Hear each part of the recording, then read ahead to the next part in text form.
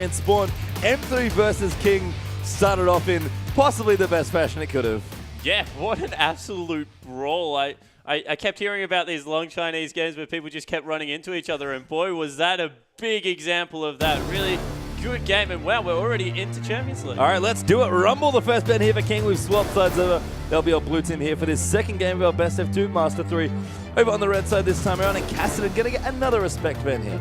Yeah, so Rumble being taken away from Looper this time, just not liking the zoning potential that brought to the team fight. I thought it was actually a lot to do with the Thresh and actually the bottom lane in general coming out of M3 there. Able to get themselves back in the game with some key hooks onto Lamb, who played an Annie that I didn't really agree with that much. So. Yeah, I mean, we saw his Thresh yesterday, and even in their losses, it looked great there from King support. Interesting to see if we even see a first pick Thresh to block that away, which would just be insane in any sort of draft. But Jana will get a ban here again, super top tier support, heavily bannable. Yeah, definitely is, and I wouldn't be surprised if we do see that first pick Thresh pastry time, especially after how strong we saw it was in that mid game of really scratching and clawing their way back in. Going through M3's lineup, signs of life finally. We see that Dade flashes of brilliance, definitely nothing used to the Dade that we're used to seeing, maybe not as on point with his mechanics and able to move around the map, but did have some good periods in that time. But it was really Looper stepping up for me in that game that really changed it for them. Yeah, now going to get banned as well. Everyone's learned their lesson, I think, about that champion. LeBlanc here, banned from King actually, don't want to play against their own LeBlanc, basically. The Assassin played very well. So maybe putting it that high that they're putting it on an equal with Thresh, and they're like, do we want LeBlanc or Thresh first? And I think that Thresh wins out in that pick for King because of how well Lamb played it. Well, that means Lissandra or Rek'Sai or both will be open at this point in the game, and Jarvan's also going to be hanging out. You want to think about top tier picks. Sivir as well will likely go through. She's not really bannable, I don't think, yet in China. She's seen maybe a couple of bans, 1 or 2 so far, but we're going to have Lissandra, and that's going to leave a lot open here for King, but 2 good picks for M3 as well. Yeah, so they're going to take the Jarvan, and wow, Rek'Sai being hovered straight away from Roy. I think it matches his playstyle well. Able to get in there and really affect lanes. Notchup's one of the best CCs in the game, but that will also give them Thresh, and wow, that's 2 power picks. Don't really agree with the Jarvan pickup because of the fact that Rek'Sai was still up. Just, if there's 2 equally good jungles, take away the best support. And we talked about this a little bit when we think about drafting. I think one of our fun statistics from day one was that most of the teams that won on the red side would then win on the blue side. It almost felt like people on the red side, or the team that started on the blue side, sorry, sort of panicked a little bit in draft, lost to something in game 1, and then panicked again and just gave away too many picks once the first pick came back around. I think King have maybe made the opposite mistake here, where they've just let a lot of power through, and this is huge pickups for M3. Rek'Sai, a massive bannable jungler, and the Thresh at Love City played to almost perfection. And what a dive comp coming out of King here, locking in a Maokai and a Sivir. They're going to be in the face of M3 from start to finish. Yeah, they really are. And this is the normal combo that we've seen from a lot of the Chinese Sivir-based comps. Maokai is probably the single best champion you can have to just get in there. He's really good once you can W into a carry. He just can't get himself in there very much. And this would be a usual response out of Looper, actually. If they play heavy team fight compositions, I would expect him to pick up the cinch, be that split pushing terror that will absolutely run circles around you, then be able to use his team fights while the Maokai has to pick up the lane. He's played it before, and it looks like he's playing it again. Looper is playing Singed in an LPL game. Corky picked up there as well. Candy going to repeat that performance, and what a performance it was in game 1 here. And King were doing some hovering of that particular champion. That's actually been banned against Assassin, but we'll see what he wants to play here, as King have got a couple of things to decide here. How do they want to take their Sivir? And as I said, Marco works well there. Jarvan not as well, because he kind of gets himself in there, but it's not bad to speed up these big, heavy engaged champions. Yeah, definitely. And wow, if these are the last 2 picks, what a Yasuo comp they've put together. Every single person, apart from that Sivir, can get someone in the air for Yasuo to really be able to take advantage for it. And I can see a little bit of a fist pump coming out of you, pastry time. Yasuo is certainly a fun champion to watch. Really great to watch. And again, this is almost the fabled Yasuo from Assassin. It's been banned by the one team. Sorry, EDG just like, no, don't want it. Too much respect. King didn't choose to take it in their last game.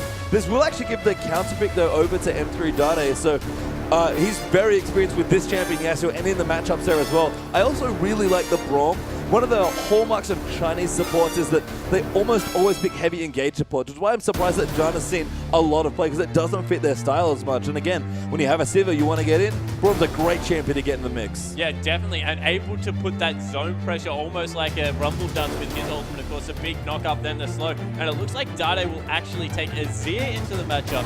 Didn't like his Azir when we saw it earlier, so we'll see if he can turn it around, because, yeah, he didn't play it to, I think, the best effect that Azir can be played. Yeah, seems competent at least, so certainly he's got game sync with the champion, understands it.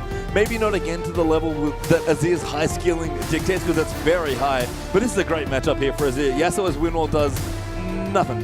Yeah, and the weakness of Yasuo is his level 1, 2, 3, 4, where he can't really get in there and mix it up, and Azir will be able to poke him out there. So I think that it's definitely a matchup in favor of Azir, but then you look at the, I guess, potential of the champions in who is playing them, and you would have to say that Assassin is much more comfortable on his champion. Yeah, and I haven't seen him play this yet, but it's clearly something that the teams know about and that he feels comfortable on.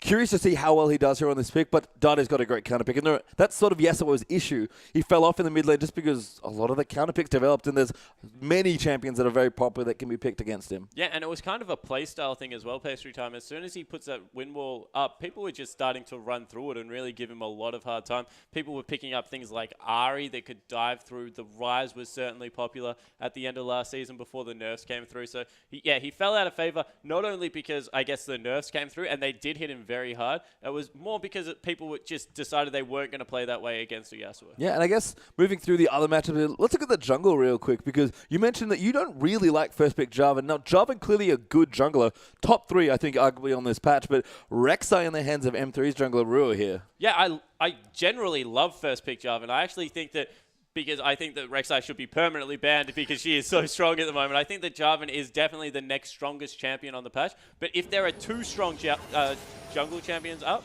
and only one really key support, that Thresh, why not take the Thresh away? But in the end, it does fall down to the Rek'Sai versus Jarvan, so it will be interesting to see what they can get going. Shall indeed, but we are onto the Rift here for our second game between King and a Master3. King on the blue side this time around with a couple of comfort picks, but a similar looking Sivir comp here for themselves with a few more hard engaged kills. Master3 on the right-hand side. Rek'Sai is one of their champions, and Looper, fan favorite here, is going to take his Singed into battle.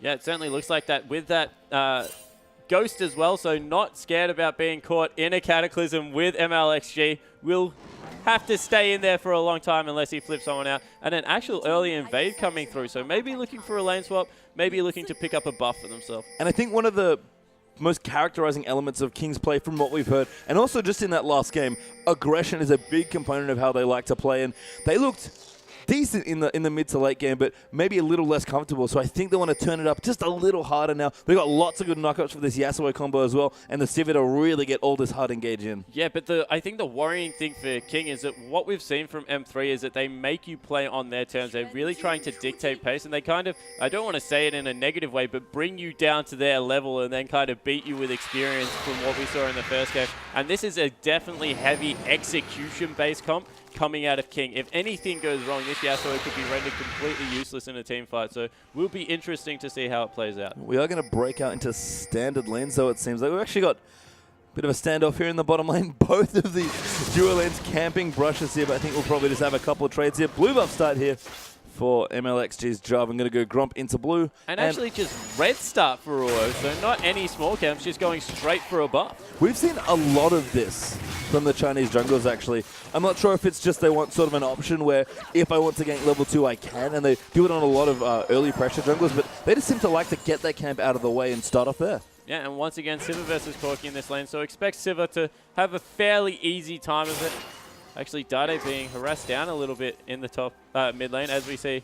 This Singe is going to continue to shove into the turret. It's going to be so annoying to deal with. Assassin's Yasuo just getting aggressive, really weaving in between those minion waves. This is sort of a really intricate battle of zoning here. It's Dade's soldiers versus basically his own minion wave, because that's where Assassin wants to be, so we can get maximum mobility. Yeah, and it looks like it is slowly paying into Assassin's favor. That's a 9-3 creep wave here as Dade having trouble to last hit with all the pressure that's coming through from Assassin. Some nice damage going down from Dade onto Assassin, but it's kind of the race between the health bar and the mana bar from Dade, who is extremely low on mana. Yeah, Azir does actually go rather swiftly, so you have to be a bit careful here using those soldiers too frugally.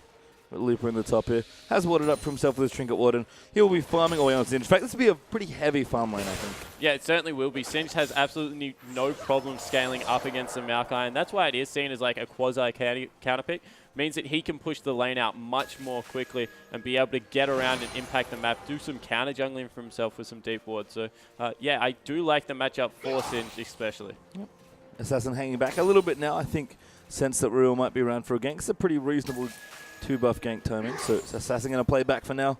So one of the weird things about Yasuo is that he tends to push these lanes kind of incidentally almost. Yeah, well, it's how you use your harass, because you want to dart in between the minion wave, keep that E passive up and be able to do as much damage through it as possible. We've actually seen some people throw extra points into the E. I think that now that the changes have come through, it is more beneficial to pick up the Q. And we might have the first gank of the game. Nice bluff. Just a bluff there coming from Love CD. Yep, just scaring them off here. Candy's Corki is getting pressured here, and I feel like we're seeing almost too much of this Sivir versus Corki matchup now. A lot of the Chinese teams are willing to pick Sivir just willy-nilly almost into anything. And I feel like maybe what you were talking about a bit last game, where bring the Caitlyn back, bring the long-range harassment champions back in, and try and punish this very predictable pick. Yeah, well, that's the thing. If they're going to continue to pick this, especially so early on, why not just get something to get rid of it completely? Because, yeah, there are definitely some counter picks to completely force her out of lane. And wow, we've had probably the longest start of a farming game in a long time, and wow, now there's some action. Yeah, Assassin does want to go in. Dade zoned him out, but MLXG is here. Assassin trying off to the side. He maybe can get back in. Dade with his exhaust will come in. It's level 5-3, and Yasuo is trying to join back, but Rek'Sai's here as well. Assassin's got to be so careful. Dade low, actually. Driver might be able to get first blood, and he does. Oh, fantastic play out of MLXG. Recognizing that Dade had no mana and just persisting with the fight. Assassin staying out to the side, keeping Dade interested, I guess, and a good flat.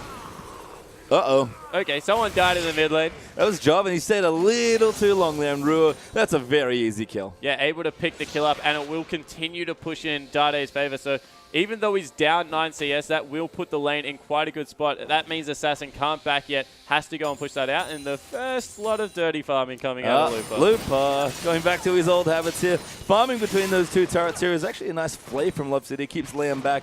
Actually, while we're in the bottom lane, I do like the Braum pick into Thresh. I think it's not exactly a counter, but you can manage a lot of Thresh's engage with it. So maybe that's why King wanted to leave it open. In fact, going aggressive onto Candy, going to change up the makeup of this lane a little bit. Yeah, it doesn't take much damage from the creeps as well, so good trade. We'll keep the minion wave on their side of the map.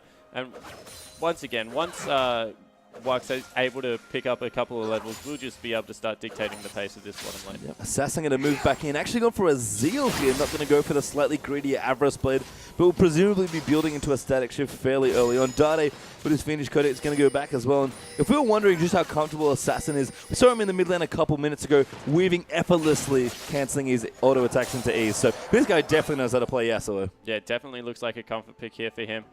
He's picked up a green and a pink ward as well, so maybe looking to get MLXG back into that lane, get some more jungle pressure down onto Dade and really start to shut him down. We see how mana hungry this pick is from Dade Azir. He's gone back already and picked up 2 Fairy Charms as well, so we'll be moving into an early Morellonomicon, but won't be going for that Zhonya's Hourglass, which he will need against the burst potential that comes out of Yasuo. You alluded to it already, but this is turning into quite the farm fest, actually.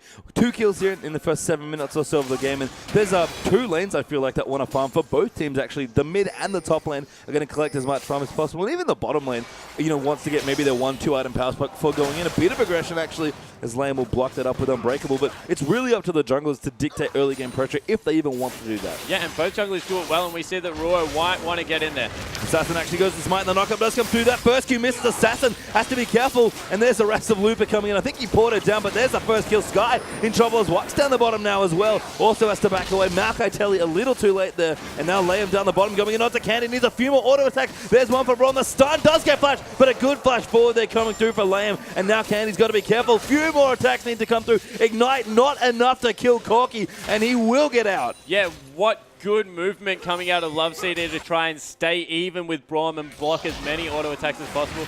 Looks like Ruo will be counter jungling here, as in the bottom lane we do have Candy falling down, and now Cloud Love CD's in a lot of he trouble. got flagged and Love CD getting chased down. Wax will pick up that kill very cleanly, and Java, nice timing able to pick up that kill. Thresh actually traded for Braum. In response in the top lane. Yeah, Sky now in trouble as Looper and Rue are going to chase him out. He gets thrown back and forth here. Marco nowhere to go. Actually flashes there, probably a waste. Does heal up a bit, but Rue is going to get that next kill, and that's about 3 kills in a minute.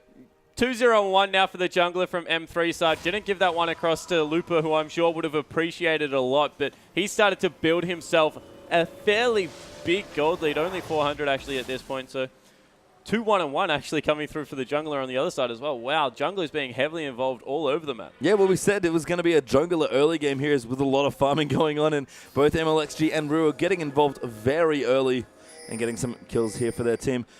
Still moving up through, as looks like Vision's going to get cleared out in the neutral river zone here. Yeah, a little bit of invade coming in on the red buff on M3 side.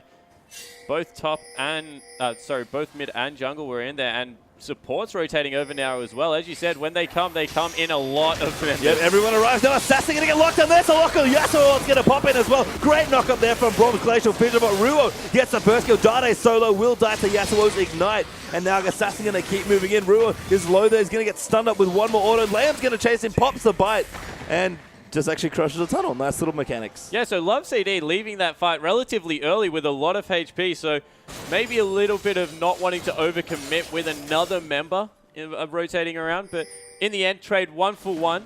Really good knock up there into a Yasuo ultimate, but Dade has got his Morellonomicon now, looking good. Hasn't got the static shiv yet on the side. Wax forced to pop the ultimate, actually going to turn around. Be like, all right, maybe we'll fight now. Braum's coming back. I have to say, Lamb's Braum looking a lot more on point than his Annie. We've seen that he does like these big engage supports, but he's going nice and aggressive in this lane. Yeah, there's just more margin for error when you play a support that has so much more tank ability. And with that Unbreakable up and the stand behind me, just takes absolutely no damage against that Corgi, so able to play much more freely. Dade will clean up his blue buff, though. So that big mana-hungry champion that you mentioned, Spawn, sorry, we'll be happy to have that item. Morellonomicon, a nice power spike for him as well. And this is the Yasuo power trough that plays Yasuo players, I feel like. He just needs to start farming on this static shift as much as he can. Yeah, and they maybe even need to get him into a side lane because he's going to start being... Wow, as Dade gets another gank. Never mind side lanes. Dade forced to flash.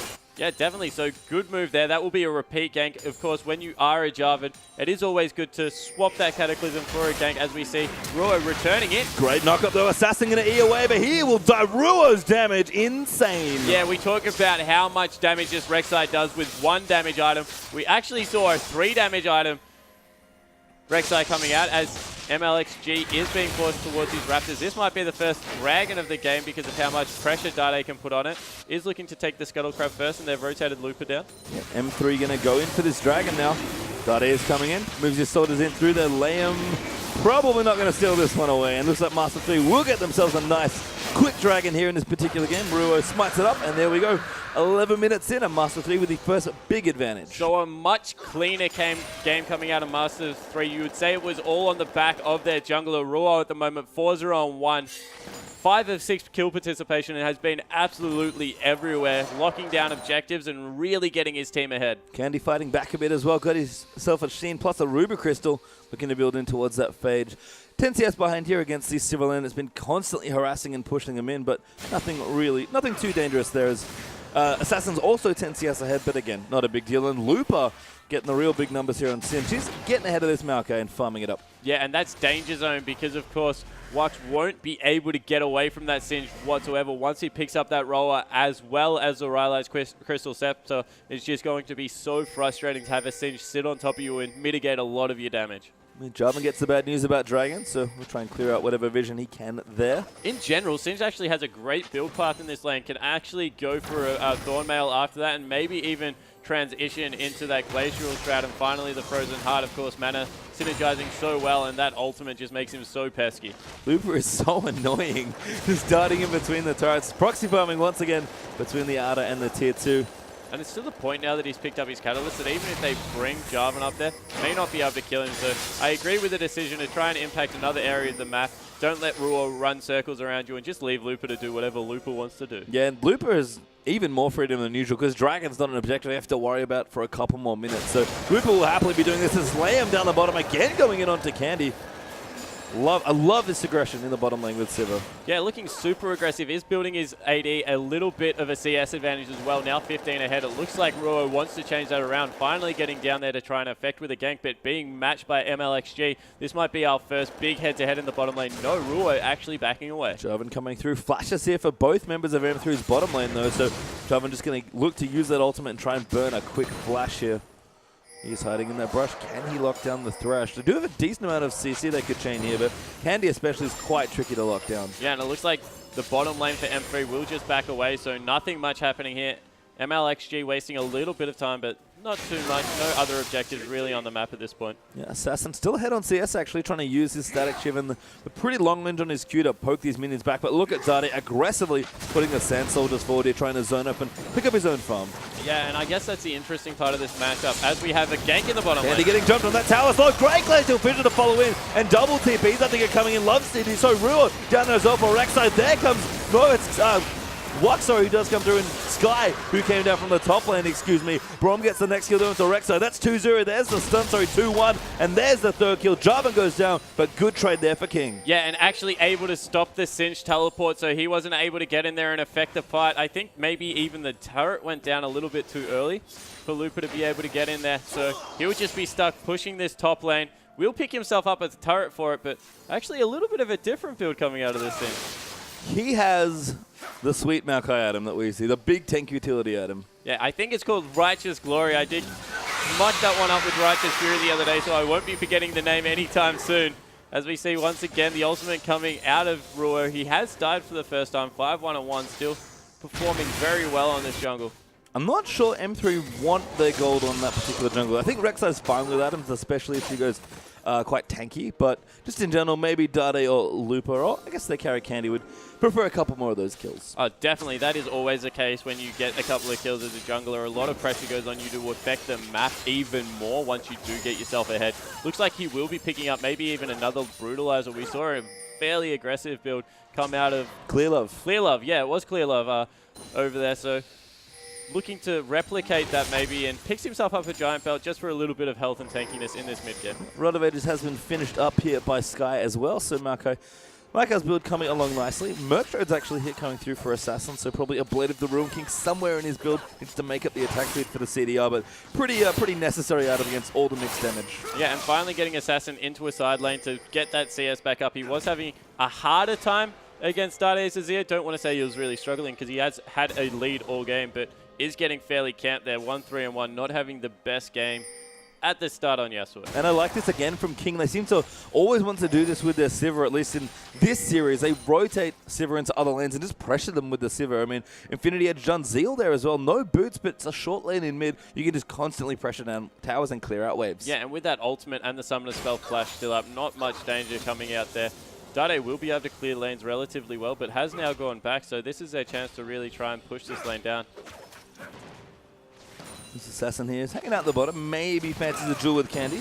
There's a decent 2-level advantage here as well. But again, time to clear out some side waves here. And we're going to see a lot of Yasuo farming. Yeah, so Yasuo really does need those items to turn into that late game powerhouse we've seen. With the team comp that they've put together, not much on actual Assassin to get his ultimate going. Will be finding an easy way into a fight, but he will need to pick a good one. As we see, 4 people strong stacked up. Dragon is 30 seconds away, so nice vision control with Sky coming down, leaving Lupa in the top lane. Of course, he has already taken that turret, so there is a long way to push before he can really impact. I think Lupa's teleport's timed nicely as well. It should be back up by the time Dragon is, and he's going to keep farming and pushing that wave in. Markai had to walk down early because he didn't have his TP or wouldn't have it available for the next Dragon when it came back up. So good play there from both sides, actually, making sure their top laners are in the right place. And it looks like Lupa going for a very defensive build here, going for a Randuin's Omen. Maybe the Frozen Heart afterwards. Of course, that Watermail building into both items, and the Dragon has been started up now by M3. Lupa's teleport is off cooldown, so if they do go, this will be a 5v4. Lupa coming in. Yeah, Sky rotated up, no teleport for him, and that's going to give the Dragon away to M3 again. 2 Dragons now, and King maybe didn't want to contest that particular Dragon, but that was very easy for Master3. Yeah, complete opposite of what was happening last game, with now Master3 really taking control of the early objective, looking to push their advantage in the mid lane as well. Candy and Love CD in the bottom lane will be able to take out another turret, so building a slow gold advantage here. Assassin needs to be careful. He's pretty low. He does not get a static shift proc. I guess the Tornado doesn't proc it. And we'll move down. He's actually just forced to back away. Corky's going to get that tower. Looper has now started ganking people in the enemy jungles. Rua has come through now as well. Lamb, though, will get away. This is maybe a 3v4 if they're able to get in there with Maokai. Yes, guys coming through. Lamb's going to try and line up. And does get all three of them, actually. And Wax now going to come in over the top, try and do that damage. But Dade coming in, pops them all back with his ultimate. And Looper is doing so much damage in the backline and being so irritating. Dade going to get hit up by that Boomerang Blade. Wax is low on mana, though. Has to be careful. Sand Soldier gets the double there for Dade. Oh, and Lamb is so close to a Sand Soldier. Meanwhile, I think it was actually Jarvan picking up a kill on Love CD.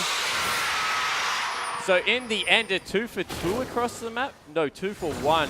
Only one person going down, and Royo not done yet. He's so speedy. They're actually double knock up their Assassin. Maybe going to line up an ult, but look at the damage there from Rek'Sai.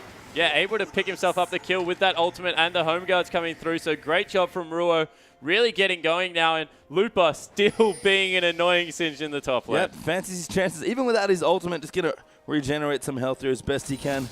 He'll just hang out. Level 13 now for this Singed. Looking like the Looper of old. Yeah, and 172 CS at only 19 minutes through. He's going strong with the AD carries here, so look for Wax to have a really hard time in this mid-game.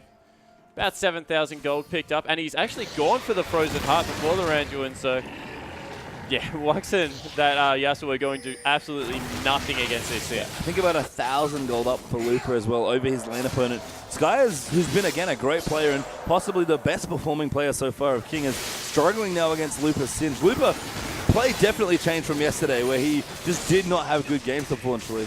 Yeah, and we're seeing it, I think, through his champion picks. He's gone back to something that is a little bit more impactful in the game, and he didn't really do much for me. And Maokai, of course, just being that tank.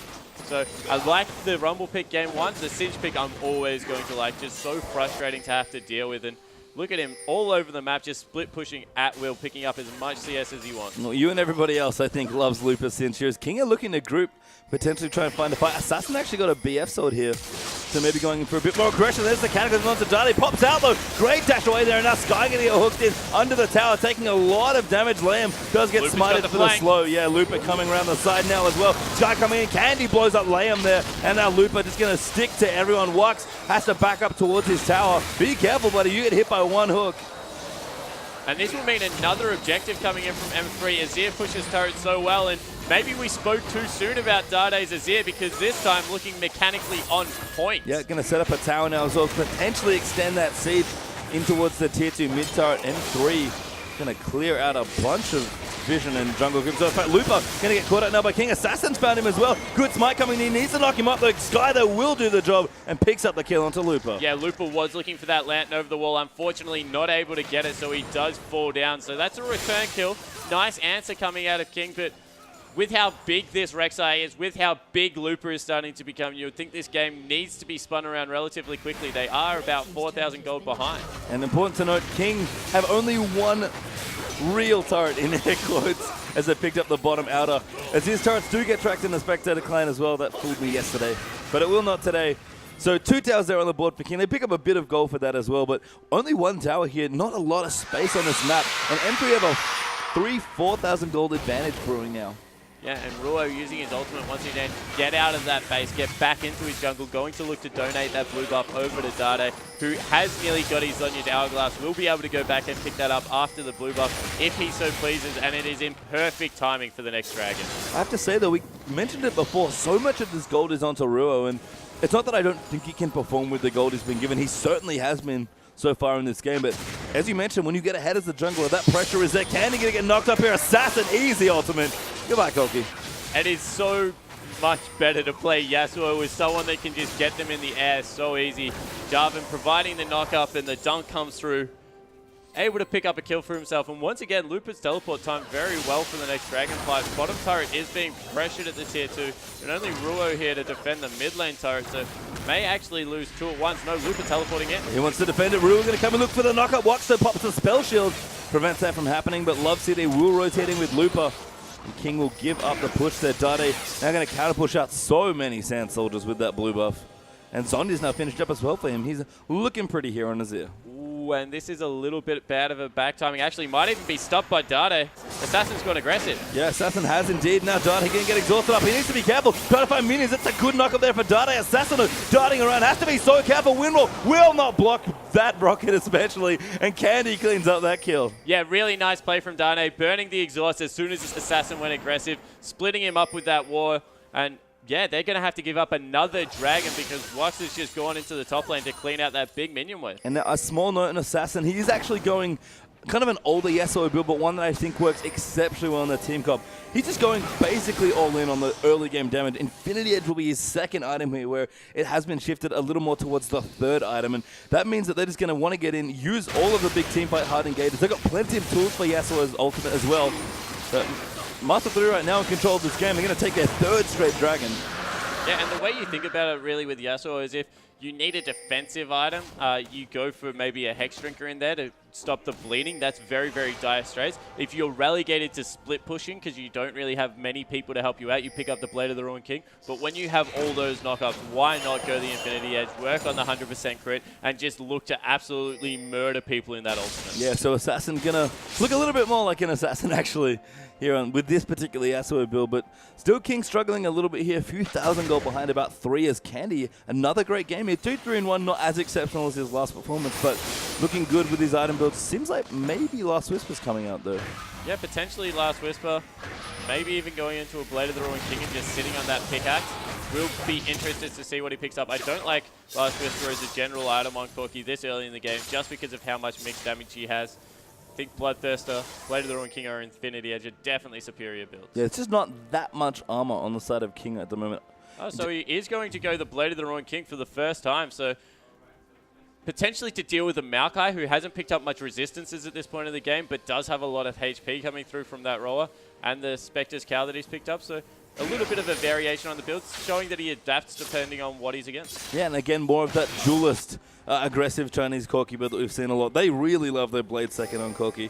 As Rua here is going to surf through the top side of the river. They found Assassin actually, but he's doing a job. And it's not a bit awkward. Assassin's got to be careful. Does get knocked in and CC'd up. He's got nowhere to go. Misses the nado on Candy as well. And goodbye, Yasuo. Yeah, and Rua picking up another kill for himself. He's 7-1-3, but they may even be able to rotate into a Baron here. No, choosing not to. Going towards a red buff, just looking to secure their own buffs and really look to maybe pressure in on these inner turrets. And Looper, despite having a pretty low participating game in terms of kill scoreline, 0-1-4, he is doing so much work for his team as Wax gets chunked out by Dade. Yeah, so Dade's Azir really starting to power up in this mid game as Looper once again going in for a flank, forcing them off that turret. And Azir Corki, especially with the Trinity Force in there, is just going to take turrets so quickly. There's something comical to me about Singe as the champion, but Looper is doing his job on a champion that he knows so well. And you can tell it's running King around this map. They're actually basically containing them around their tier 2 mid turret here. And they're going to push in, try and take it. Looper going to tank up now as well. Complete zone off the turret from Looper and the hook land. That was a nice hook there. Rua going to come in now as well. The teamfight will start here as Sky pops his ultimate. Assassin going in. Oh, he's exhausted though. He does ult and get a couple members of Assassin. Still running in the backline, trying to get off the Corki. Gets pushed back by Empress of Fire. Now Dada getting aggressed on. Rua gets the first kill. There's Thresh getting the kill into Yasuo. And now King is being hunted down by Master3. 3 straight kills for 0. Yeah, and Looper won't even fall. Dade picking up another kill. This may even be the mid turret going to go down. Death timers are extremely short, only 20 seconds on some players, but they'll be able to push in for the first base turret of the game. Maybe even pick themselves up an inhibitor. Inhib turret dead. Inhibitor looking to go down here as well. And Master3, for such a long brawler game we had, really turned it up here in this second game. Yeah, certainly haven't. They've done it through being able to get some good team fights with this Singe. Emperor's Divide coming through absolutely wrecked Yasuo in that fight as well as the exhaust. And in the end, Candy just able to sit back and fire all those missiles, all the phosphorus bombs, and just a consistent damage too much. Yeah, Candy's he's been the janitor. We said that, I think, maybe too much about AD carries, but with that blade now finished up as well, doing plenty of damage here. Dade also ramping up with his build. Sting is now in his inventory. Yeah, maybe even moving into that Nash's, of course, doesn't apply the on-hit effect from the Sand Soldiers, but does provide some attack speed, does provide even more cooldown reduction and mana regen, so not a bad build coming out of here. But a big gold deficit now for King. M3 up at 8,000 plus gold at this point. The Infinity Edges are done for the 80 carries, I guess, here of King. But they just don't have enough damage. And this comp, especially with the way Assassin's building, feels like it really wanted to have a bit of a better early game and push through a big mid-game team fight. Yeah, it certainly did. And now this Singed is absolutely massive. Has picked himself up a Thorn Mail. I think nearly unkillable at this point in the game. And they may have to cut their losses and just turtle up very hard here because Looper is just going to wreak havoc in team fight. Yeah, he's running wild right now. Dade with his blue buff as well, 4-2 and 7. Looking strong also on this Azir. King now Sunfire Cape finished up as well as Ranju and Omen for Ruo, so he's nice and tanky, 8-1 and 6. He's turned into nearly a 4th carry for his team this game. Not much going to stop him as well. As he picks up another Brutalizer, expect him to maybe... Actually, no, I don't. I was going to say Black Cleaver looks like a Synergizer as well with the kit that comes out of Rek'Sai, but with all of the AP damage coming out, just build a Youmuu's Ghostblade. Go very solo and try and kill people yourself. Yeah, Wox now does have a last whisper and recognizes that the big tanky Singe needs to be chopped down a little bit, but... As well as the Rek'Sai, so tanky this part of the game. Definitely agree with that. Pick up Fresh also getting quite big, and they'll just be able to siege this turret down even without their top lane. Yeah, Looper still has his teleport if he needs to be there, but he's going to be annoying instead here.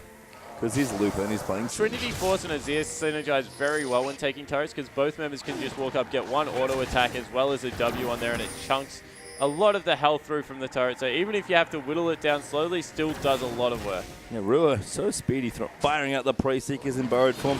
He's getting a bit of vision for his team. Looper kind of man-fighting Skyder. That'll take a while though.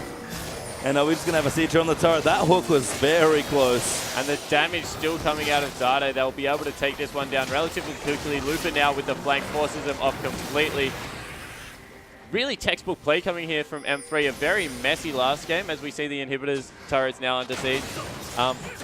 But yeah, much cleaner play coming through this time around. Yeah, and just great pressure from all 3 points here. Looper in the top earlier, pressuring the top side. That wave looks like it's pushing in now as well. M3 down the bottom, and Inhib pushing in with the super creeps now as well. Everything going right here for M3 as they look to close out this game here. And honestly, after game 1, a surprisingly dominant fashion. Yeah, and I don't think there's really much that can stop them at this point in the game. Hook does miss, but they just can't get an engage that looks right for them, King, so they're going to be forced to back off. Dragon is up. They'll pick themselves up another one of them, and it's just really at the point where I don't think there's anything King can do to respond to how tanky they've got on the side of M3. Credit to Love CD in that siege there as well, by the way. We loved his Thresh play in game 1. That was about the only point he could have thrown that hook under that tower to hit Wox. He was, to his credit, spaced just far out enough that he didn't get hit as 4 straight dragons go to M3. King, I think, have seen this before, and they don't like this movie. No, they definitely don't. This might be a little bit of a repeat action. Look, Wox is very, very fed. He's got 302 CS at 30 minutes. He's CSing extremely well. He's got 3 items, but when you've got a Singe that now has picked up another giant spell, there's just nothing you can do about him. You'll see here, Assassin cannot stay in this lane with Looper. No, Looper is just so big in this game. Just running around, he's created so much pressure for his team, like he was famous for, honestly, on his Singe way back in the day. And it's been impressive because M3 have played around Looper's pressure perfectly. And again, if there's one thing we can pinpoint here that's changed between day 1 and day 2 for M3, it's teamwork. Yeah, and it looks like they will look to start up the Baron here. They were on top of a ward, so won't be able to get it done. Hook does come through. Nice on to lay him there. He's going to knock him up as well. Assassin going to look for him, but Dade just eats Prom. Now Wox getting aggressive as well. Has to be careful. Looper now in the back as well. Flinging the carries out, and Assassin just getting chased out there as that's 3 kills, coming up for M3. Now Sky getting aggressed on. Job in the back has to be careful. Dade chasing him down. Wants the kill. Goes forward. Oh, not quite enough. But there's Malco going down. 5 straight kills. Never mind M3. This might just be it. Yeah, and Looper, meanwhile, in the base, just running absolute circles around. This will be the game as Looper looks to push in the turrets. They're actually going for Baron. Inhibitor. Troll Inhibitor does spawn in time. And Dade, much better showing this time around, 7-2-9. Actually, overall, what a massive game coming out of M3. We talked about how their confidence did need a little bit of a boost, and this will definitely be it. I do actually like the Baron call here from M3 because the death timers are still quite short at this stage of the game. So they do get that Baron for themselves, but knowing that they've got plenty of room here, Looper and Dade are just going to move back here, and I think that might have just been the map being tapped there. Yeah, so it was a tap out that we have seen, so a surrender vote coming through from King, 2-0.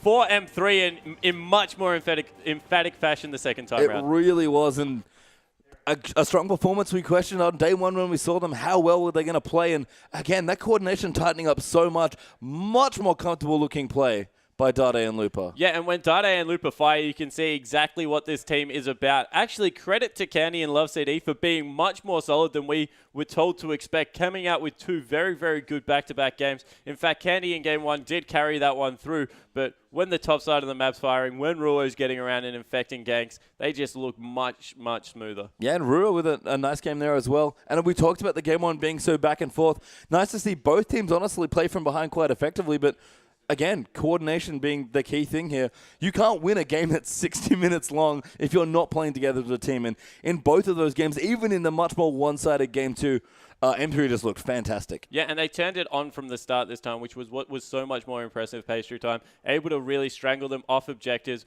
push through with that Singleton, just use their team comp brilliantly. Well, we are going to be done for this particular game, but we've got one hell of a game coming up as well.